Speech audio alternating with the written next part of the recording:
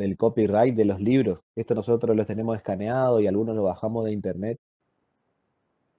Entonces lo que voy a hacer es armé una carpetita de Drive y lo que voy a hacer es les voy a pasar el link para que lo tengan ustedes. Estos son los libros digitales que calculo yo que son los que vamos a usar ahora. A medida que considere que haga falta otros, se los voy a ir agregando acá.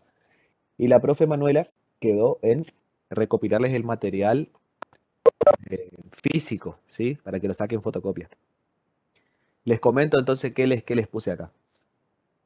Este libro que está acá es el Valla, ¿sí? Se llama Morfología de las plantas superiores. Es un libro bastante sencillo en lo que respecta a los tejidos y los órganos vegetales, por lo tanto, no creo que lo utilicemos para ese fin, ¿sí? Pero sí les recomiendo que lean acá los contenidos químicos, que lo que les comenté la clase pasada. Esa parte la pueden sacar de acá. También lo que sería parte de lo que es la célula vegetal, también la pueden leer de acá. Eso está bastante bien y es sencillo acá. Igualmente la profesora Manuela les va a agregar algo más de célula vegetal y también lo que sería la unidad uno. Después les agregué esta, que es la farmacopea de la sexta edición, la farmacopea argentina. Este libro se los agregué porque en realidad existe únicamente físico, ¿sí? No existe un material digital y tampoco se la puede descargar. Y como yo la pude acceder hace unos años, sí, y es un libro que lo vamos a utilizar bastante seguido, entonces les quería compartir. Seguramente más adelante vamos a hacer algunos talleres o algo y vamos a utilizar esta bibliografía. Si bien es antigua, es de 1978, es sumamente importante todavía en lo que es el área. Después le agregué un libro que también lo utilizamos en los trabajos prácticos, ¿sí? Que es La farmacognosia de Fernando Oliveira. ¿Sí? Este libro está en portugués, ¿sí? Pero es muy sencillo de entenderlo. No sé si lo van a utilizar el año que viene, pero probablemente este año lo recurran bastante, ¿sí? Están, todas las farmacognosias tienen su forma de ordenar la información. Puntualmente, este la ordena por droga, ¿sí? Compuesta por hojas, por flores, por frutos, por semillas, cortezas, leños. Entonces, van a encontrar muchas de las especies medicinales que nosotros tratamos en la cátedra, la van a encontrar acá, ¿sí? No es el único libro de farmacognosia que les vamos a dar, pero también tenemos un ejemplar físico únicamente en la cátedra y bueno, después pudimos acceder a este ejemplar digital, por eso se los comparto. Seguramente les va a servir. Después tenemos este libro que si bien todavía no hemos decidido si lo vamos a utilizar, porque todavía no hablamos de cómo vamos a abordar esa temática, yo se los comparto igualmente porque la parte introductoria considero que les puede servir, ¿sí? Este es de la botánica sistemática del Weberly Schwanz. Sobre todo la parte introductoria de lo que es la sistemática, la van a poder ver de acá. Pero igualmente les recomiendo que esperen hasta que lleguemos a esas unidades para ver de qué manera la vamos a abordar, ¿sí? Porque siempre fue un problema para nosotros eh, la cuestión de cómo facilitarle estos contenidos de sistemática a los alumnos de farmacia. Así que igualmente ahí lo tienen para cuando lo necesiten. Y este libro que está acá, este libro que está acá es el Fontquare. El Fontquare es un diccionario de botánica, ¿sí? Es un diccionario muy antiguo, creo que de 1950, pero lo que tiene es que es sumamente, sí, 1953, sumamente útil. Ustedes acá van a encontrar un montón de términos, o sea, les digo acá en la asignatura nuestra, van a encontrar un montón de términos que hacen referencia a una estructura específica del vegetal, ya sea una estructura reproductiva, ya sea una célula, o bien una estructura exclusiva de la pared celular, un contenido químico, lo que sea, ustedes lo van a encontrar acá. Lo que sucede en realidad también en todas las asignaturas ligadas a la biología, cuando quieren denotar una estructura que se asemeja a otra cosa, ¿sí? Toma un nombre especial. Entonces, ese nombre les va a servir, ¿sí? Para que ustedes puedan recordar el aspecto que tiene la estructura que quieren describir. Entonces, para eso les va a servir este diccionario. Está bastante completo, les va, aunque sea antiguo, igualmente les va a servir, fíjense, por ejemplo, por decirle, ¿sí? Una planta que es acaule, ¿sí? Acaule. Caule hace referencia al tallo, ¿sí? Y el prefijo a, agregado a la palabra, quiere decir, quiere denotar la ausencia de este. Entonces, una planta acaule es una planta que en realidad aparenta no tener un tallo, ¿ven? Y ahí, bueno, les hace un esquemita, si bien los esquemitas no son muy agradables, son muy didácticos y creo yo que les va a servir. Entonces, cualquier cosita, recurran a este diccionario. También, otro de los ejemplares que hace muy poco lo tenemos en formato digital.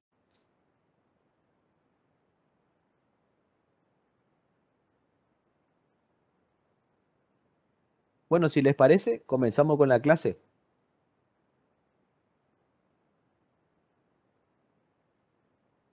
Mientras esperamos que se conecte la profe Manuela, ¿sí? Conmigo hoy vamos a comenzar a ver lo que es la morfología interna, la histología vegetal, ¿sí? Y dentro de esta temática, el tejido meristemático y el tejido fundamental. Posteriormente, con la profe Manuela van a ver lo que es el tejido epidérmico. Todos estos contenidos están enmarcados en lo que es la unidad temática número 2, ¿sí? A ver, yo tenía por acá. Acá está. Este es el temario de la asignatura, ¿sí? Nosotros ya hemos visto lo que es la unidad 1.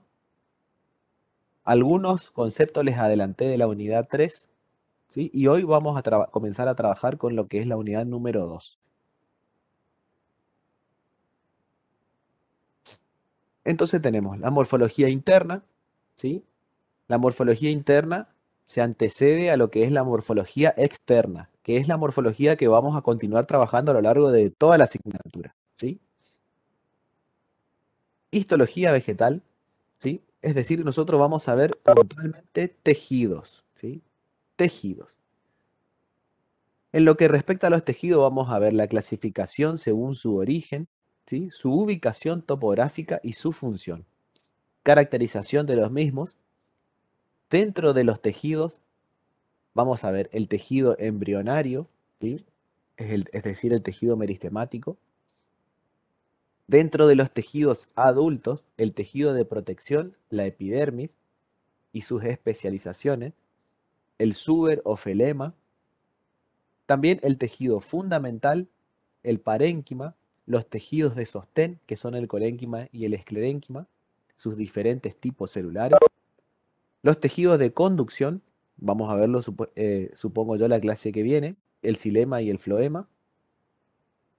Y los tejidos secretores, ¿sí? Tejidos de secreción externa e interna. Y finalmente, no sé si lo veremos en esta instancia o probablemente más adelante, vamos a ver las aplicaciones de los estudios histológicos y anatómicos en la caracterización y el control de calidad de las drogas vegetales.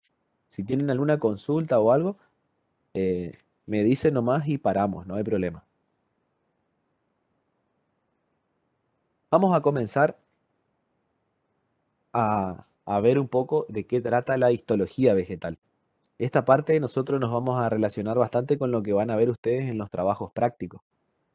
Y eh, cuando organicemos los encuentros presenciales, esta va a ser la parte fundamental que ustedes van a tratar en esos laboratorios presenciales. Bueno, el cuerpo de la planta, ¿sí? El cuerpo de la planta en sí se compone principalmente de dos zonas importantes, ¿sí? Llámese el vástago, la porción aérea, ¿sí? La porción que sale a la superficie, y está compuesta principalmente de lo que es el tallo y las hojas, ¿sí? Y la porción subterránea, ¿sí? Es el sistema radical. Cada una de estas porciones tiene su correspondiente función específica, ¿sí? El vástago se encarga principalmente de la fotosíntesis, la reproducción, el almacenamiento y el transporte de sustancias. Y el sistema subterráneo se encarga del anclaje, es decir, la fijación del cuerpo al sustrato, la absorción, ¿sí? La absorción de agua y de sales, el almacenamiento también, el almacenamiento de la sustancia y el transporte también, ¿sí? Puntualmente esto nos sirve para poder denotar lo que son las zonas más características del cuerpo vegetal para que podamos entender diferencias que pueden llegar a haber y es algo que vamos a trabajar también en lo que respecta a la morfología externa. ¿Sí? Acá vemos nuevamente el cuerpo vegetal. Puntualmente lo que nosotros vemos y a lo que a nosotros nos interesa, ¿sí? Es la composición que tienen los tejidos, tanto del vástago como de las raíces. ¿Sí? Entonces, si nos basamos en esos conceptos, vamos a ver, por ejemplo, en el caso de las hojas, ¿sí? ¿Qué tejidos la componen? ¿Sí? ¿De qué manera se ubican esos tejidos? ¿Qué sustancias químicas pueden llegar a tener? ¿Sí? Obviamente, esas sustancias químicas de interés farmacéutico. No me voy a detener a explicarle todos estos tejidos porque lo vamos a ver cuando veamos las hojas, ¿sí? También vamos a caracterizar en los tejidos que componen el tallo, ¿ven? ¿Sí? Estas son secciones transversales, ¿ven? Acá también. Y también vamos a caracterizar lo que son los tejidos que componen la raíz, ¿sí? La idea sería que ustedes conozcan puntualmente esos tejidos, de qué tipo de células están compuestas, qué características tienen esas células, ¿sí? Y qué características tienen las células vecinas, ¿sí? Es decir, si nosotros nos basamos en las características de las raíces, ¿qué diferencia habrá con las características de las células que componen el tallo? ¿Y qué diferencia habrá con respecto a las hojas? ¿Se entiende? Estos conceptos ustedes los van a necesitar para que puedan comprender cómo se constituyen las drogas vegetales.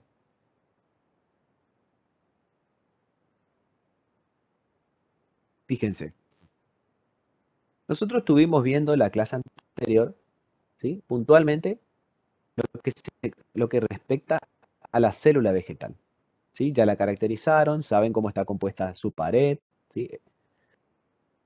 Esto es un esquemita sencillo que les armé yo, no es que está en algún libro, pero es nada más para explicarles el recorrido que vamos a tener a lo largo de la materia.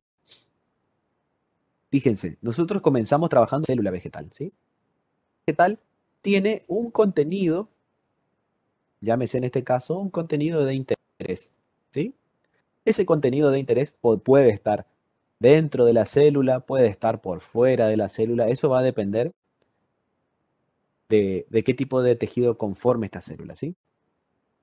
En lo que respecta a la célula vegetal, en esta unidad nosotros vamos a basarnos puntualmente en lo que son las características celulares. ¿A qué tenemos que prestar atención? Puntualmente a la forma, al tamaño, al contenido, ¿sí? Eh, en lo que respecta a la pared celular, a los engrosamientos que pueda presentar, ¿sí? En lo que respecta al tamaño, el tamaño de la célula va a estar muy relacionada con la función que cumpla, ¿sí? Todos esos pequeños ítems que les voy dando son las características celulares, ¿sí? Las características citológicas. Eso es muy importante que ustedes aprendan a reconocerlo, los puedan clasificar y en el momento en el que se topen con preparados, ustedes las puedan describir, ¿sí? Anótense eso. Describir las características citológicas. Puntualmente en la clase de hoy vamos a trabajar con los que son tejidos, ¿sí? Ustedes ya saben de lo que sería la biología celular. Ustedes saben que los tejidos son la sumatoria de numerosas células, ¿sí? Pero estas células que conforman tejido son células de relativamente similares características, ¿ven? Similares características, no siempre y tampoco todas, pero la mayoría podemos decir que comparte ciertas características. Estas numerosas células conforman lo que se denominan tejido y puntualmente el objetivo primordial de un tejido es que pueda ejercer un trabajo específico, ¿sí? Un trabajo específico, sea cual sea de almacenamiento, sea del transporte, sea de protección, etcétera, ¿sí? Esa, ese trabajo específico que va a ejercer este tejido le va a otorgar algunas características que son distintivas respecto de otros tejidos, ¿sí? Esas características distintivas de un tejido son lo que nosotros denominamos caracteres de valor diagnóstico, ¿sí? No está muy apartado de lo que son las características citológicas, ¿sí? Esta es la base de todo. Estos caracteres de valor diagnóstico son lo que ustedes van a relevar en los trabajos prácticos. ¿Cómo sería eso? Un carácter de valor diagnóstico es una característica exclusiva que tenga un tejido, ¿sí? Esa característica obviamente va a recaer puntualmente en los que son las células vegetales. Esa característica nos va a permitir a nosotros poder principalmente describir ese tejido y a la vez caracterizar, a lo mejor en el mejor de los casos, qué tipo de especie se está tratando, ¿sí? Se denomina de valor diagnóstico por el hecho de que este carácter no está ampliamente distribuido, ¿sí? Está bastante restringido. En algunos casos puede estar muy restringido, por lo tanto su carácter de valor diagnóstico es mayor, o no tan restringido, pero bien puede estar en un grupo de vegetales no muy amplio. No sé si se entiende lo que les quiero decir. Estas características son las que a nosotros nos interesa para describir las plantas medicinales, ¿sí? Todos los tejidos que vamos a ver tienen en mayor o en menor grado caracteres de valor diagnóstico. Algunos tienen pocos caracteres y otros tienen muchos caracteres, como ahora vamos a ver. Entonces yo les recomiendo que ustedes comprendan las características citológicas, ¿sí? Ubiquen los tejidos vegetales, los ubiquen puntualmente para que puedan reconocerlos dónde están, de qué tipo de células tratan, ¿sí? Cuáles son los tejidos vecinos, cuáles están por encima y cuáles están por debajo, y ubiquen los caracteres de valor diagnóstico. Estos caracteres de valor diagnóstico van a ser las características que ustedes van a ir a buscar en un preparado.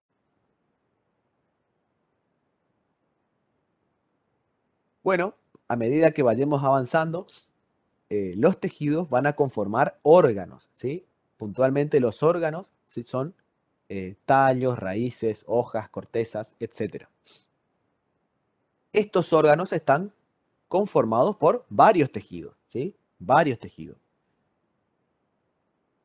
También vamos a encontrar, al igual que en estos, ¿sí? Vamos a encontrar una composición celular, tisular y fitoquímica, ¿sí?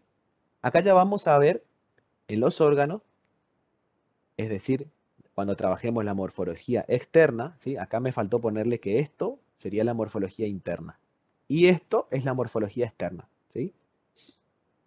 En los órganos vamos a ver y describir las características de los mismos, la composición tisular y en el mejor de los casos los contenidos químicos que puedan llegar a ver, ¿sí?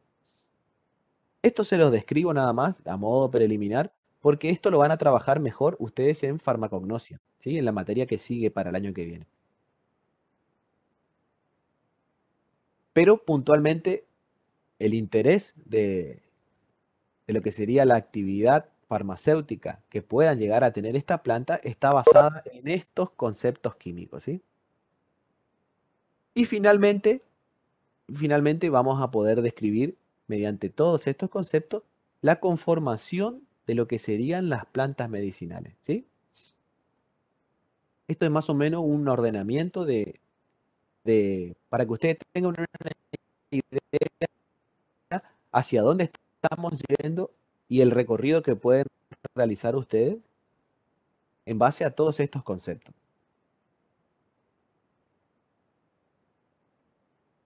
Para poder trabajar con los tejidos, esto solamente se los voy a mencionar porque lo van a trabajar bien en los trabajos prácticos, pero para poder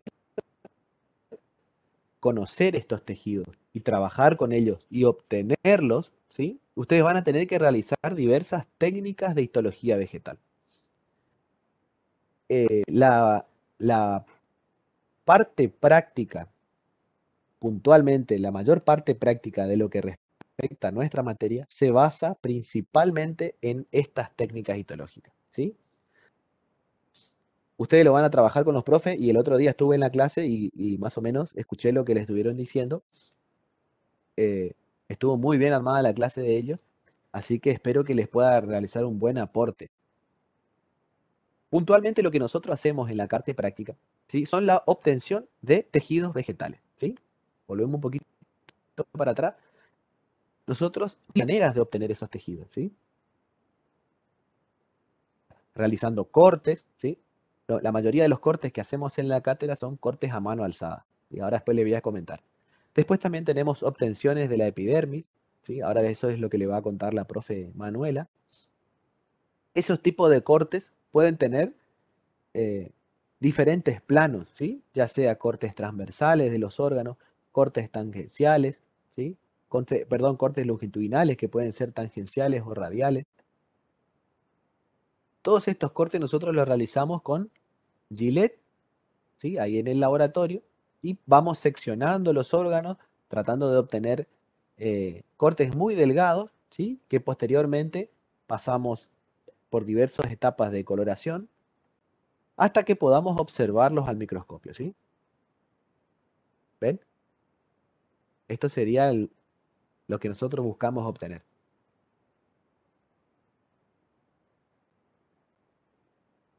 Si bien aún no tenemos en la cátedra, no contamos con el equipo necesario, estamos trabajando en la obtención del mismo, ¿sí? Puntualmente les hablo del micrótomo, ¿sí? El micrótomo es un aparato encargado de realizar cortes de cualquier material, pero cortes muy precisos, ¿sí?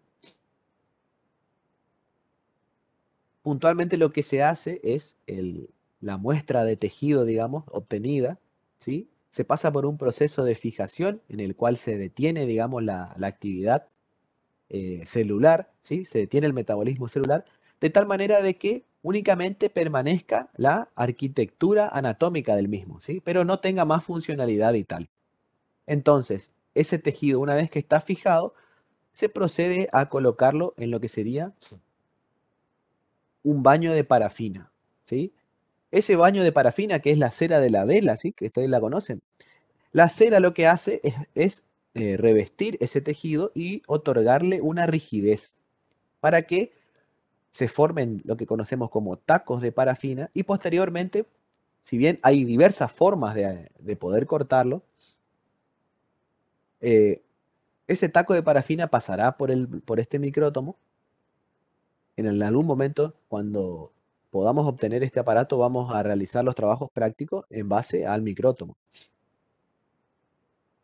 De momento, sustituimos la actividad del micrótomo, ¿sí? Mediante lo que sería los cortes con las Gillette. Lo que tiene las Gillette es el tema que los cortes no son homogéneos, ¿sí? Tampoco son seriados. Es decir, podemos obtener un corte y quizás varios cortes nos salgan mal, ¿sí? Y después volvemos a obtener uno bien y numerosos cortes nos vuelven a salir mal. Entonces, ese tipo de situaciones se corrige con el micrótomo debido a que todos los cortes son de la misma, del mismo grosor, digamos. Son todos cortes homogéneos del mismo grosor. Entonces ustedes pueden cortar el total del material que ustedes estén incluyendo, lo van a poder cortar de una manera homogénea mediante el micrótomo. ¿Sí? Bueno, posteriormente, eh, antes de que se fije en parafina, ¿sí? Acá una vez que el material ya está fijado, lo que se hace es realizar tratamientos de coloración, ¿sí? Hay diferentes colorantes, ¿sí? Diferentes colorantes.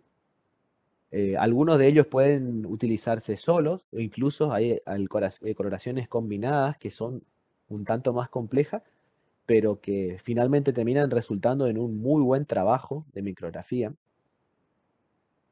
¿Sí? Algunos de ellos, por ejemplo, los que tenemos en la cátedra, es la safranina, ¿sí? Safranina que les va a dar este tipo de coloración, ¿sí? También tenemos la fucsina, también tenemos el azul de metileno, ¿sí? Tenemos también el azul de toluidina, ¿sí? Estos diferentes colorantes van a tener cierta afinidad puntualmente por la pared celular, ¿sí? La que le comentaba la profe Manuela. Entonces, al tener la afinidad por la pared celular, van a teñir en mayor o en menor medida esa pared. Y entonces ustedes van a poder ver esas coloraciones a través del microscopio, ¿sí? Bueno, este bloque de parafina que yo les comentaba, ¿sí? Hay que darle una forma para poder atravesarlo, ¿sí? Por el micrótomo, ¿sí? Una vez que está el material incluido, ¿sí? Se le procede a dar una forma, como ustedes ven acá, ¿sí? Hasta que tenga más o menos una estructura de pirámide truncada. Posteriormente, se quita la última porción de parafina para que el material esté de contacto con el exterior ya, ¿sí? Y finalmente van a obtener este corte, perdón, este taco de parafina que ya está listo para cortar, ¿sí? Con los bordes biselados, ¿ven? En donde el material está en contacto. Entonces, la cuchilla del micrótomo a este trabajo, ¿sí? Constantemente este trabajo y se van a obtener diversas porciones de este material. Estas porciones se colocarán después en un portaobjeto, ¿sí?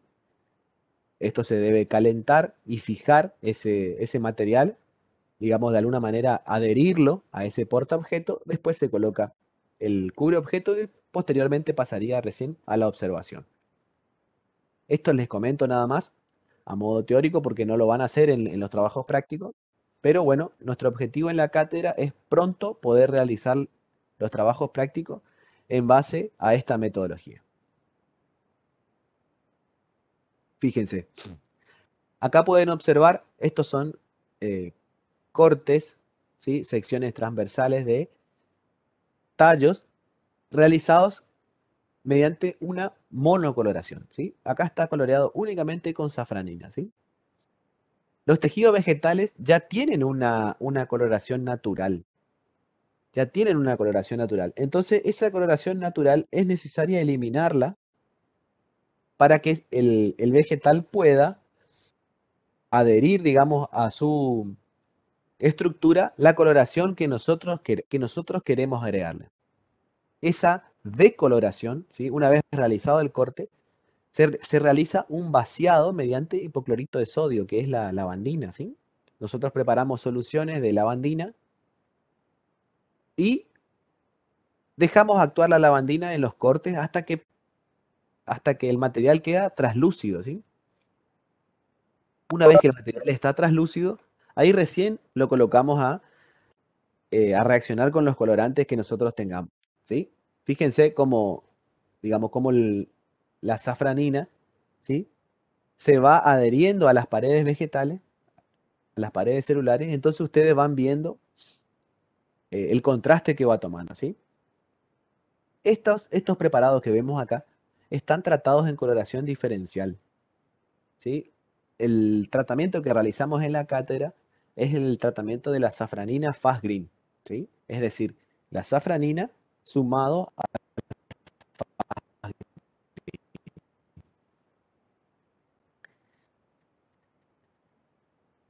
Puntualmente, la safranina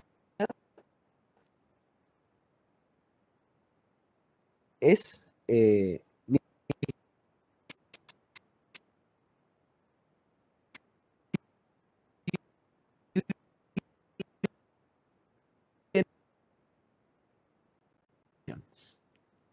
debido a que los colorantes son miscibles, ¿sí? En diferentes polaridades. Pero finalmente lo que se termina manifestando es esto, ¿ven? ¿Sí? Donde ustedes pueden ver las coloraciones rojizas son debidas a la safranina, ¿sí? Y las tonalidades en verde son debidas al fast green.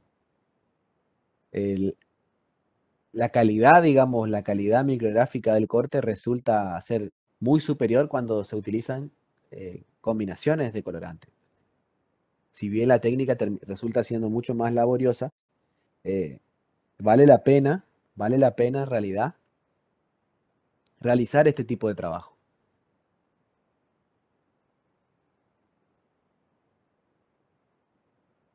Bueno, ya comenzando con lo que va a ser la clase de hoy, ¿sí? Vamos a empezar a trabajar los tejidos. Los tejidos en realidad son una adaptación, ¿sí? Que tuvieron los cormófitos. Es decir, los tejidos se fueron adaptando, digo, a medida que la planta fue evolucionando. Como les comentaba la profe Manuela en la clase anterior, las plantas principalmente en su origen eran acuáticas, ¿sí? A medida que fueron colonizando cada vez más eh, terrenos en donde el agua estaba en menor cantidad, ¿sí? Los tejidos tuvieron que adaptarse puntualmente para hacerle frente a la limitación de la pérdida de agua, ¿sí? Es decir, que el agua ya al no estar abundante tendría que ser retenida en esos tejidos, ¿sí? Surgió luego lo que sería la absorción y la conducción, ¿sí? Del agua procedente del suelo y también el aumento de la solidez de este cuerpo, debido a que ya el agua no era la que mantenía la integridad del cuerpo vegetal, ¿sí? Sino que él tenía que mantenerse por sí mismo. Entonces, tenemos el surgimiento de este conjunto de tejidos que vamos a ir describiendo a lo largo de estas clases, ¿sí? El tejido meristemático, ¿sí? Que es el tejido que está encargado principalmente del crecimiento a través de la mitosis celular. Después tenemos el tejido fundamental, que está compuesto por el parénquima, los tejidos de sostén, ¿sí? Que son el colénquima y el esclerénquima, los tejidos de protección, que lo van a ver también, ¿sí? La epidermis y el suber, y los tejidos de conducción. Me estaría faltando acá también los tejidos de secreción. ¿Cómo podemos clasificar los tejidos? ¿Sí? ¿Cómo podemos clasificarlos? Esto presten mucha atención. En cuanto a la composición celular, siempre les preguntamos esto, porque queremos saber si ustedes verdaderamente comprenden esto. En cuanto a la composición celular, los tejidos pueden ser simples o compuestos o complejos, ¿sí? Compuestos o complejos. Es muy sencilla esta clasificación, pero ustedes tienen que comprenderla en función de la composición celular del tejido. ¿Cuándo un tejido es simple? Un tejido es simple cuando está compuesto únicamente por un tipo celular, ¿sí? Eso es un tejido simple, un solo tipo de célula. Y un tejido compuesto o complejo está conformado por más de un tipo de célula. ¿Se entiende? Entonces, todos los tejidos podemos clasificarlos en simples o complejos. Ahora vamos a ver, pero eso es algo que ustedes tienen que tenerlo bien en claro, ¿sí? Ténganlo bien en claro para las preguntas de los finales, para las preguntas de los parciales, porque es una situación de análisis muy sencilla, pero que en realidad nos brinda, digamos, la información de si ustedes están o no comprendiendo verdaderamente de lo que están tratando.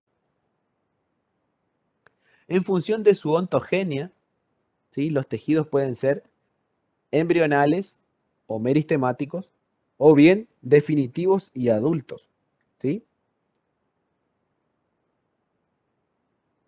Y en lo que respecta a su función, los tejidos pueden ser meristemáticos, fundamentales, conductores, mecánicos, protectores o secretores, ¿sí?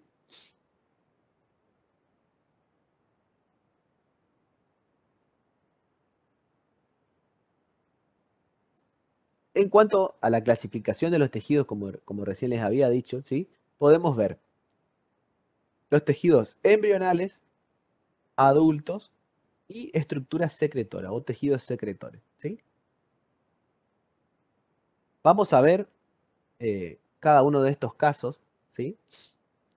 En lo que respecta a los tejidos embrionales, ¿sí? Tenemos a los meristemas y tejidos meristemáticos. Los mismos pueden ser apicales, laterales o intercalares, ¿sí? No se preocupen que después vamos a describir cada uno. Y tenemos entonces la protodermis, el meristema fundamental, el procambium, ¿sí? Como tejidos apicales. Como tejidos laterales tenemos el felógeno y el cambium. Como tejidos intercalares tenemos a los nudos. En lo que respecta a los tejidos adultos, los tejidos de protección, ¿sí? Tenemos la epidermis, la rizodermis y el suber. Como tejidos fundamentales tenemos principalmente todos los tipos de parénquima. Y yo les recomiendo que ustedes, en base a esta clasificación, que es muy sencilla, vayan detectando cuáles de ellos son simples o complejos, ¿sí? Em, Tejidos mecánicos, ¿sí? Tenemos el colénquima y el esclerénquima. Tejidos conductores, principalmente el xilema y el floema, ¿sí? También tenemos otros tejidos derivados, por ejemplo la endodermis, muy característica de acuerdo a su función. Y las estructuras secretoras, que también la vamos a ver en esta unidad, ¿sí? Que las podemos clasificar en estructura de secreción externa o de secreción interna, ¿sí? En función de hacia dónde se dirija la secreción de la planta. Y ahí tenemos tricomas secretores, glándulas, nectarios e hidátodos, y de secreción interna, células secretoras, cavidades y canales y tubos laticíferos, entre otras estructuras. Vamos a comenzar a ver lo que sería el tejido meristemático, ¿sí? El tejido meristemático es el único tejido vegetal que tiene su capacidad de división activa, ¿sí? Tenemos ubicado tejidos meristemáticos muy importantes, principalmente en los extremos de la planta, ¿sí? En, en este extremo tenemos el meristema apical caulinar, ¿sí? Y en este extremo tenemos los meristemas apicales radicales. Estos meristemas están ubicados en los extremos. Después tenemos los meristemas laterales, ¿sí? Este es el cambium y el felógeno está más en la periferia. Y tenemos también el meristema intercalar, que son los nudos, ¿sí? Estos nudos son los que le van a dar, eh, digamos, el crecimiento a lo que son los entrenudos, que son estas porciones, que finalmente se van a traducir en el crecimiento de la planta. En lo que respecta a los meristemas apicales, ¿sí? Apical son los que están en el extremo, ¿sí? Tenemos el meristema apical caulinar y el meristema apical radical, ¿sí? Vamos a describir cada uno de ellos como los meristemas más importantes en cuanto a su tamaño y su función, ¿sí? Además de los otros meristemas que también los vamos a encontrar en en la mayoría de los órganos que vamos a describir. Entonces, el meristema podría definirse como la región en donde ocurre la mitosis. Esto quiere decir que la mitosis no ocurre en todas las células vegetales, ¿sí? A diferencia de lo que serían los animales, en los cuales la mayoría de las células tienen la capacidad de dividirse.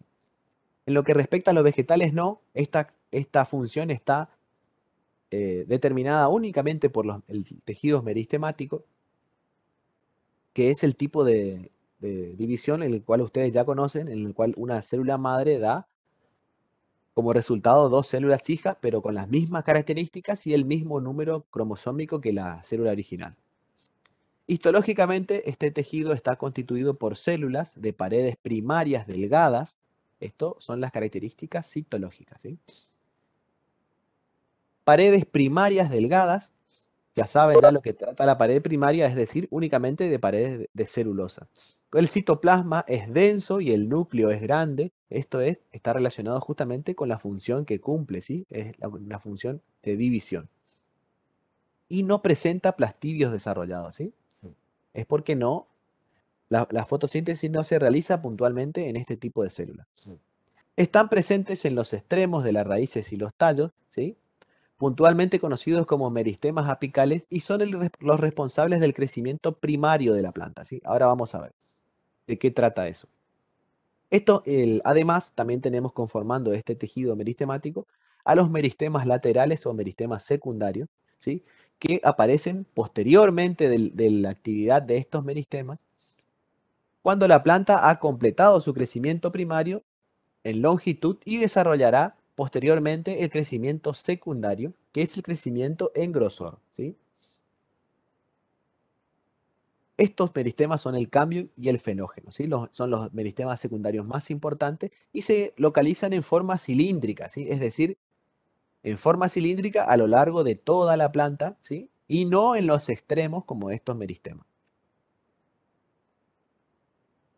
El cambio, ¿sí? El cambio va a ser el tejido que va a originar el xilema y el floema, ¿sí? Secundario. Y el felógeno es el que va a dar origen a la peridermis, que la peridermis va a ser el tejido que va a reemplazar posteriormente a la epidermis. ¿Sí? Eso les va a explicar la profe Manuela. Fíjense. Entonces tenemos nosotros de lo que es el cuerpo de la planta, ¿sí? Tenemos el ápice caulinar, ¿sí? Que va a dar origen a lo que sería el tallo, ¿sí? Y el ápice radical que va a dar origen a la raíz, ¿sí? La actividad de los mismos es inversa, ¿sí? Y la sumatoria del trabajo de estos dos meristemas se va a traducir en lo que es el crecimiento en longitud de la planta, ¿sí? En longitud, tanto hacia arriba como hacia abajo. Estas células que conforman estos meristemas son células indiferenciadas, es decir, son muy similares, son todas pequeñas, ¿sí? Son isodiamétricas, excepto el cambio vascular, justamente por la función que cumple y la ubicación que tiene, conforman tejidos que son compactos, ¿sí? Son compactos y que casi no presentan espacios intercelulares, ¿sí? Esto es muy importante, el tema de los espacios intercelulares. Los espacios intercelulares son los espacios que hay entre las células, ¿sí? Si bien el espacio en sí no conforma un tejido, pero el espacio caracteriza mucho el tejido. Ahora como vamos a ver puntualmente en lo que es el tejido fundamental. Estas células meristemáticas poseen un gran núcleo, ¿sí? Justamente relacionado con su función. El citoplasma es pequeño debido a que prácticamente no hay secreción en las mismas, ¿sí? Es una célula que está lista para justamente dividirse. La pared celular, por lo tanto, también es delgada, ¿sí? Únicamente es una pared primaria. Tenemos, son conceptos teóricos porque ustedes no lo van a ver en el microscopio, ¿sí? Pero tenemos que estas células contienen abundantes ribosomas, ¿sí? También dictiosomas, el retículo endoplásmico es escaso, las mitocondrias son escasas, presentan proplastidios y un grado de vacuolización que es variable. Se encuentran en todos los ápices de raíces y brotes principales. Una planta puede tener un elevado número de meristemas, ¿sí? Esto quiere decirnos que estos tejidos nos van a brindar, en realidad, pocos caracteres de valor diagnóstico, ¿sí? Porque están ampliamente distribuidos. En lo que respecta al crecimiento en longitud o el crecimiento primario, ¿sí? Es a merced de los meristemas apicales. Este tipo de crecimiento tienen principalmente lo que eran llamados el grupo de las monocotiledonias, ¿sí? Eso después lo vamos a ver a medida que podamos caracterizar mejor la sistemática. Crecimiento primario es decir, en longitud, ¿sí? Y algunas plantas, en realidad la mayoría de las plantas, también tienen un crecimiento secundario en grosor, ¿sí? En espesor. Además de crecimiento en longitud, son plantas que presentan un engrosamiento, ¿sí? Ese engrosamiento se ve principalmente en lo que eran las dicotiledonias y las gimnospermas, y ahora son denominadas eudicotiledonias. Es decir, los crecimientos están divididos, digamos, en lo que serían el conjunto del reino Plantae. En lo que serían respecto a los meristemas primarios, ¿sí? Los encargados del crecimiento en longitud, ¿sí? Ya les comenté entonces lo que trata a los meristemas apicales, ¿sí? Meristemas de los ápices, de los extremos. Tenemos el meristema apical caulinar, es el encargado de formar el tallo y las hojas, ¿sí? Es decir, de lo que yo les comentaba en la primera parte, de las porciones de la planta, es el encargado de conformar lo que sería el vástago. Y cuando la planta está en estado reproductivo, conforma los órganos reproductivos, ¿sí? En el extremo inferior se encuentran los meristemas apicales radicales, que conforman el ápice radical por el que crecerá la raíz, ¿sí? Dará origen a las raíces. También como meristemas primarios tenemos a los meristemas intercalares, que están ubicados en la base de los entrenudos, que van a ser los responsables de la separación en los nudos, ¿sí? Conformando lo que sería ese crecimiento en longitud. Además también tenemos como meristemas primarios células aisladas, ¿sí? Denominadas menistemoides, ¿sí? Estas células van a dar origen a estructuras exclusivas, tales como estomas, tales como tricomas, ¿sí? Esos son meristemas primarios. Y después tenemos los meristemas secundarios o meristemas laterales, que van a ser los que le van a dar el crecimiento en grosor a la planta, ¿sí? Y ahí tenemos el cambium vascular, que le va a dar el crecimiento en espesor a los tejidos internos, ¿sí? Puntualmente encargado de producir lo que va a ser el sistema conductor de la planta. Y después tenemos el felógeno o cambium suberoso, que va a ser el que produzca la corteza, ¿sí? O peridermis en las plantas que tengan crecimiento secundario. Los órganos y los tejidos producidos por los meristemas apicales constituyen el cuerpo primario de la planta, ¿sí?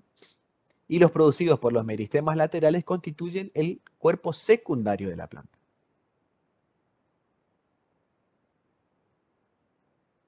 Puntualmente respecto al meristema apical del tallo, ¿sí? Esto es un preparado bastante complicado de poder obtenerlo debido a que permanece un corto tiempo, digamos, en esta estructura, en base a esta estructura, después esto se va modificando. La parte más apical del meristema está constituida por la túnica, ¿sí? Esto en realidad se ve como una sola unidad, pero teóricamente está conformado por dos partes, ¿sí? Una parte que es la túnica y la otra es el corpus, ¿sí? Es más interno. La túnica va a ser la que va a dar origen, ¿sí? A lo que sería la protodermis. Y la protodermis va a ser el tejido meristemático que le va a dar origen a la epidermis, que van a verlo después. Y el corpus, la porción más interna, le va a dar origen al procambium, que el procambium es el tejido meristemático que va a dar origen al cambium, ¿sí? Y el cambium va a dar origen a los tejidos de conducción. Y al meristema fundamental, ¿sí? El meristema fundamental también se origina en el corpus. El meristema fundamental es el tejido meristemático que va a dar origen justamente al tejido fundamental, ¿sí? Que es lo que les voy a explicar después. Este es un tejido meristemático terminal, ¿sí? Es decir, está en el extremo de la planta y es el que va a dar origen al vástago, ¿sí? Es decir, al tallo y las hojas, y en el caso de que sea necesario, a la estructura reproductiva. Fíjense, acá podemos ver lo que les comentaba, que las células son pequeñas, ¿sí? Fíjense, comparadas con el tamaño de estas células.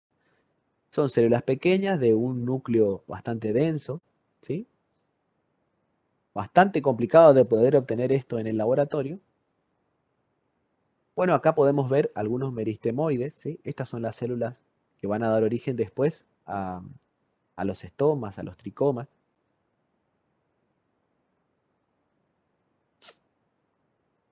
Tenemos también meristemas axilares, ¿sí? que van a dar origen a primordios foliares y eventualmente ramas, ¿sí? Es decir, el vástago se ramifica, digamos, a merced de la actividad de estos meristemas, ¿sí? Esto nosotros lo conocemos comúnmente como yemas, ¿sí? Están en la base de las hojas. Eso también es un tejido meristemático. En lo que respecta al meristema apical radical, ¿sí? Los meristemas primarios en la raíz presentan el siguiente orden, ¿sí? Eh, Primero la protodermis, ¿sí? Hacia adentro el meristema fundamental y hacia adentro tenemos el procambio. En el caso de la raíz no existe una organización túnica corpus como en el meristema caulinar, sino que presenta lo que se denomina centro de quiesencia, ¿sí?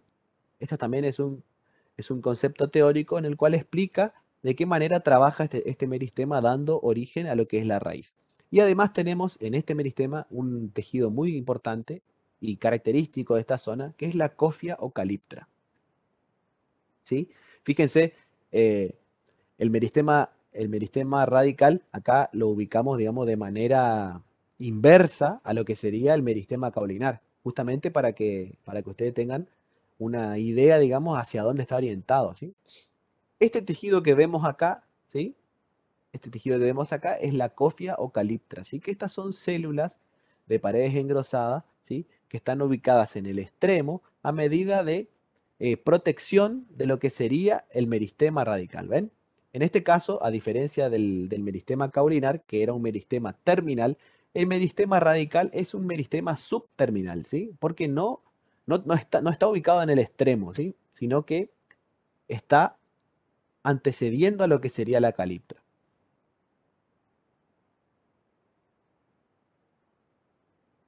Acá vemos, ¿sí? Este es el meristema, ¿sí? Este es el meristema, esta es la caliptra, ¿ven? El mismo va produciendo constantemente caliptra y a su vez va produciendo lo que serían los tejidos que van a conformar la raíz, ¿sí? Las raíces después, a medida que estudiemos ese órgano, ¿sí? Vamos a ver que hay una zona que es la zona de división, que es la que estamos viendo ahora, ¿sí? Después van a ver una zona de elongación y finalmente una zona de diferenciación en la cual ya los tejidos van dividiéndose, digamos, en función del trabajo que tengan que realizar. Estos son los meristemas intercalares, que yo les comentaba, ¿sí? Que puntualmente son los nudos, ¿sí? Es decir, en esta zona está ubicada la actividad meristemática del tallo, ¿sí? Además del extremo. Están ubicados en la base de los entrenudos y son los responsables de la separación de los nudos, ¿sí? También lo vamos a caracterizar porque son estructuras exclusivas de lo que es el tallo, ¿sí? A medida que vayamos avanzando lo vamos a poder reconocer mejor en diferentes ejemplos para que ustedes lo comprendan.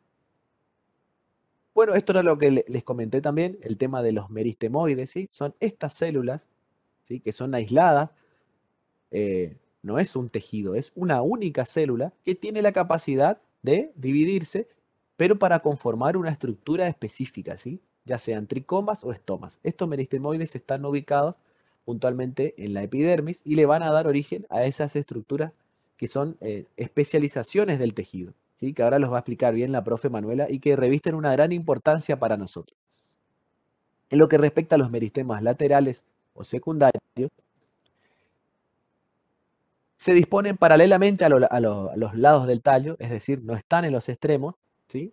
Se disponen paralelamente a lo largo del tallo y la raíz y son principalmente el cambium, ¿sí? El cambium, que es este tejido que está acá, ¿sí? El cambium que va a originar hacia afuera, digamos, lo que es el que sería el floema y hacia adentro el xilema. Y el felógeno que está ubicado en la periferia, que va a ser el que va a dar origen a la peridermis, ¿sí? Acá vemos, ¿sí? Este es el felógeno. Y esto es el tejido que tiene capacidad de división en esta porción, ¿sí? Y este va a dar origen hacia adentro, a la felodermis, y hacia afuera a lo que sería el corcho o sutuero. Este tejido va a reemplazar a la epidermis en plantas que tengan crecimiento secundario, ¿sí? Y después tenemos acá, por ejemplo, el cambium, ¿sí? Este es el cambium fascicular, y este es el cambio interfascicular. Esto lo vamos a caracterizar bien cuando veamos los tejidos de conducción, ¿sí? Pero esta es la ubicación que tiene, ¿sí?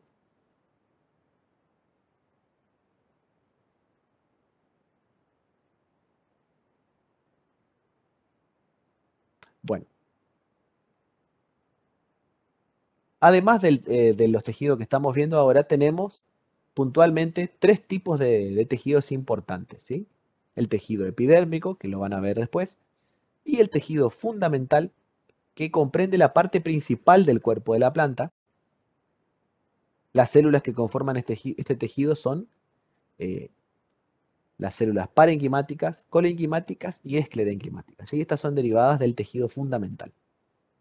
Después tenemos el tejido vascular, que está compuesto principalmente por dos tejidos, ¿sí? Que es el xilema y el floema, que son los que transportan nutrientes, agua, hormonas, que las hormonas en el reino vegetal se denominan auxinas, y además minerales dentro de la planta. El tejido vascular es complejo, ¿sí? Justamente por la función que ejerce. Incluye, además del xilema y el floema, también eh, células especializadas del parénquima, el esclerénquima, y se origina a partir del cambio. Vamos a caracterizarlo bien, supongo yo que la clase que viene. En lo que respecta al tejido fundamental, ¿sí? Al tejido fundamental,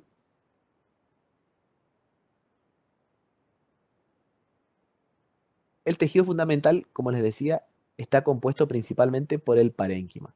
El colénquima y el esclerénquima tienen una función diferente, ¿sí? Si bien derivan del mismo origen, pero su función es netamente de sostén, ¿sí? Entonces vamos a dividirlo en lo que sería el tejido fundamental y el tejido de sostén, ¿sí? Todos derivados del tejido fundamental.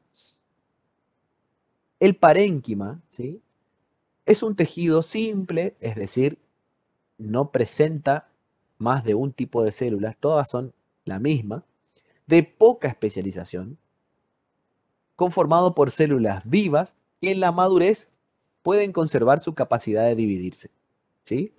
El parénquima retiene esa capacidad mitótica. Yo les comentaba que únicamente el meristema, el tejido meristemático, era el que se podía dividir, ¿sí?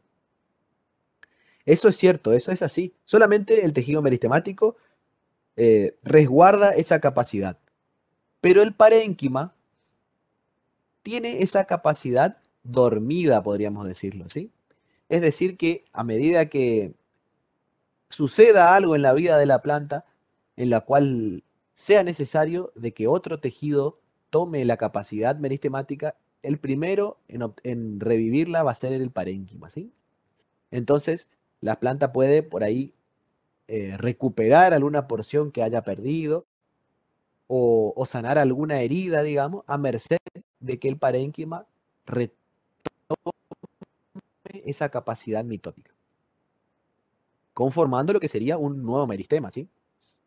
El parénquima cumple diversas funciones, principalmente relacionadas a la posición que ocupen en el cuerpo de la planta, presentando formas y contenidos que son acordes, ¿sí?